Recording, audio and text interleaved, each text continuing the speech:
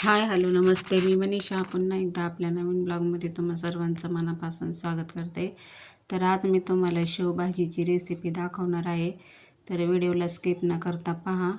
तर चला, इकडे दीदीने कांदा भाजून घेतला होता, कोथिंबीर टोमॅटो चिरत होती. तर इकडे लसूण मी सोलून घेते.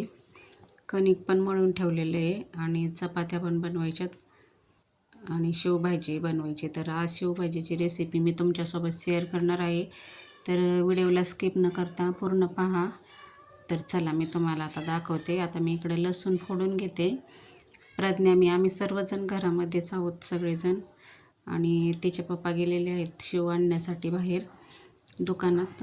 तर चला, आता आम्ही शेवभाजी तुम्हाला दाखवते. तर लसूण सोलून झालं इकडं. आता इकडे लसूण, कोथिंबीर, कांदा, शेवभाजी मसाला पण आणला त्यांनी. हे बाकीचं मी सगळं सांगितलेलंच आहे तुम्हाला. आणि खोबरं पण भाजून घ्यायचे. तर आता इकडे शेव आणली, ही मोठी भाजीची शेव असते ती घेऊन आलेत. आणि सोयाबीन पण आणले सकाळीसाठी. तर आता ही शेव आणि शेव, आता इकडं खोबरं पण भाजून घेतलं आहे दीदीने चांगलं. तर चला, आता पाहू शकता काय काय बनवायचं बोलते तर शेवभाजी. तर चला, आता शेवभाजीची तयारी करू आपण. मजाक मस्ती चालूच असते आमची. तर आता इकडं कणिक पण मळून ठेवलं आहे, आता चपात्या पण बनवायच्यात. तर आता हे सर्व एकत्र बारीक करून घेणार आहे दीदी. खोबरं पण भाजून घेतलं आहे. आमच्या दीदीनेच बनवली शेवची भाजी, मी फक्त चपात्या बनवल्या. दीदी पण छान भाज्या बनवते, त्यामुळे दीदीलाच सांगितलं होतं यांनी की आता तू बनव म्हणून दीदी. तर आता हा मसाला पूर्ण तयार झालेला आहे. आता याचं वाटण करून घ्यायचं आहे. आणि मी आता इकडे चपात्या बनवून घेते. खाली बसले होते मी चपात्या करण्यासाठी. प्रज्ञावरती भाजत होती, ती पण बसलेली आहे किचन वाट्यावरती. आणि दीदीचं चाललेली तिची भाजीची तयारी. आणि तिचे पप्पा बसले होते आमचं म्हणजे व्हिडिओ काढत. तर चला, आता हे बारीक करून घेते. आणि नंतर थोडंसं पाणी पण टाकायचं आहे. तिने अर्धा बारीक करून घेतले. अगोदर खोबरं ते बारीक करून घेतल्यानंतर हे लसूण, कोथिंबीर ते बारीक करून घेते. कांदा आणि थोडंसं पाणी टाकणार आहे त्याच्यामध्ये. तर आमची शेवभाजीची रेसिपी तुम्हाला कशी वाटते हे कमेंट करून सांगा. तर चला, आता बारीक झालं आहे मसाला सर्व, पाहू शकता. आमच्या दीदीच्या हाताला खूप चव आहे, खूप छान भाज्या बनवते दीदी. पण कंटाळा पण करतेत मुली स्वयंपाक बनवायचा. शक्यतो मी त्यांच्याकडून करूनच घेते. आता मी पण करू लागते थोडंफार आणि थोडंफार, म्हणजे आम्ही तिघे मिळून स्वयंपाक बनवतो. तर चला, आता हे बारीक करून घेते. बारीक करून झाले की मग तुम्हाला दाखवते. आणि इकडं माझ्या चपात्या पण तोपर्यंत होत आहेत. तर प्रज्ञा आमची चपात्या भाजणारे बसली आता वरती. तर पाहू शकता मसाला तयार झालेला आहे. चला, आता तुम्हाला मी चपाती दाखवते. अशा प्रकारे खाली बसून मी चपात्या लाटते. आणि आता प्रज्ञावरती भाजून घेणार आहे. मुलींना आमच्या जास्त व्हिडिओमध्ये यायला आवडत नाही, पण तरी पण थोडंफार येतात, त्या जास्त येत नाही. तर पाहू शकता चपाती. प्रज्ञाला काही उलटताच आली नाही, दीदीनेच शेवटी ही केली. प्रज्ञाला अजून आमच्या स्वयंपाक जमत नाही, दीदीला चांगला जमतो. तर चला, आता हे बघा कशी अशी फुगली चपाती. आणि नंतर यांनी माझ्याकडे कॅमेरा फिरवला.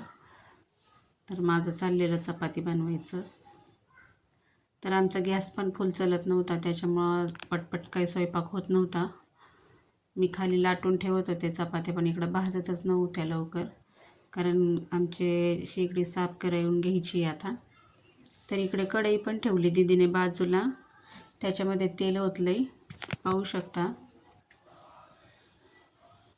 आणि तेलामध्ये आता ते वाटण केलेलं आहे ती टाकणार आहे.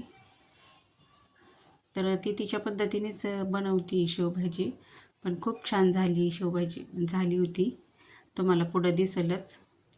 तर इकडं पाहू शकता किती हळूहळू चपात्या भाजतात. अजिबात आमची शेगडी जास्त फुल चलतच नव्हते, त्यामुळे खूप उशीर झालेला त्या दिवशी आम्हाला, म्हणून आम्ही तिघी मिळून स्वयंपाक करत होतो. तर चला, आता हे लाल होईपर्यंत परतून घ्यायचं आहे. तर पाहू शकता असं तेल सुटतं बाजूबाजूनी. त्याच्यानंतर तिने त्याच्यामध्ये हळद टाकली,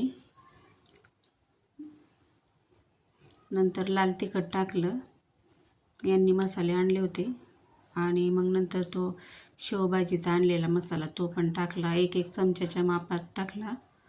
आता आम्हाला जेवढं तिखट लागते त्याप्रमाणे तिने टाकलं आहे. तुम्हाला जसं लागत असेल तुम्ही तुमच्या पद्धतीने टाकू शकता. तर आमचं काय 5 माणसाचं जेवण होतं.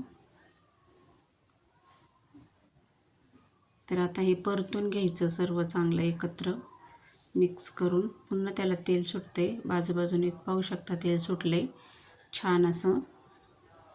तर इकडं चपात्या पण होत आल्या होत्या, तर पाहू शकता खूप मस्त तेल सुटले. तर आता दीदी याच्यामध्ये पाणी टाकणार आहे, मसाले धुतलेलं ते भांड्यामधलं पाणी, आणि जेवढं लागतं आहे तुम्हाला. आता आमच्या घरामध्ये तर थोडीच माणसं आहे, त्याच्यानुसारच आम्ही पाणी टाकलं आहे. तुमच्या घरात जेवढे असतील त्यानुसार तुम्ही टाकू शकता. तर आम्ही 1 तांब्याभर पाणी टाकलं आहे त्याच्यामध्ये, आणि नंतर ह्याला उकळी आल्यानंतर त्याच्यामध्ये शेव सोडायची, आणि एव्हरेस्ट मसाला पण टाकायचा राहिलेला आहे. चवीनुसार मीठ टाकते इकडं, आणि एव्हरेस्ट मसाला टाकायचा आहे पण वरतून टाकणार आहे ती. तर खूप अशी मस्त हलवून घेतलं आहे तिने, तरी पण आलेली चांगली, पण ती काही दिसत नाही. त्याला आता वरतून 1 चमचा तिने एव्हरेस्ट मसाला टाकला, आणि तो आता मिक्स करून घेते. इकडं साईडला प्रज्ञा पण आहे ना चपात्या भाजते, मी खाली बसून चपात्या लाटते. तर आता कोथिंबीर थोडीशी टाकणार आहे ती चिरून वरून.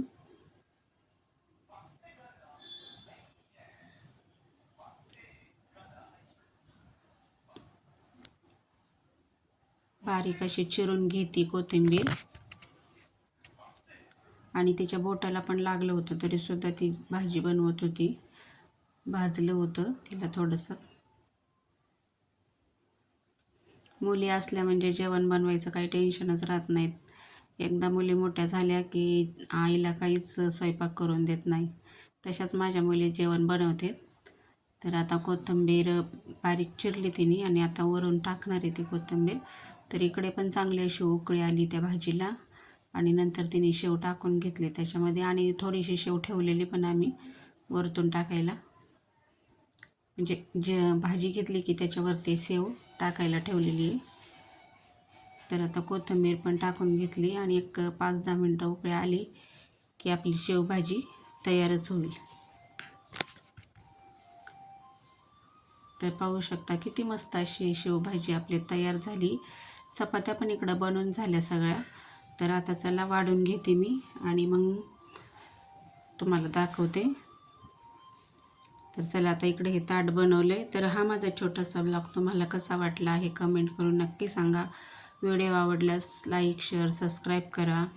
तर वरतून शेव पण तिने टाकली, गार्निशला तिने टोमॅटो, कोथिंबीर, कांदा पण ठेवलेला. तर पाहू शकता. नंतर तिच्या पप्पांनी तिथेच उभ्या राहिल्या खाऊन पण पाहिली. तर खूप मस्त अशी भाजी झालेली होती. तर तुम्हाला आमच्या दीदीची शेवभाजी कशी वाटली कमेंट करून नक्की सांगा. बाय.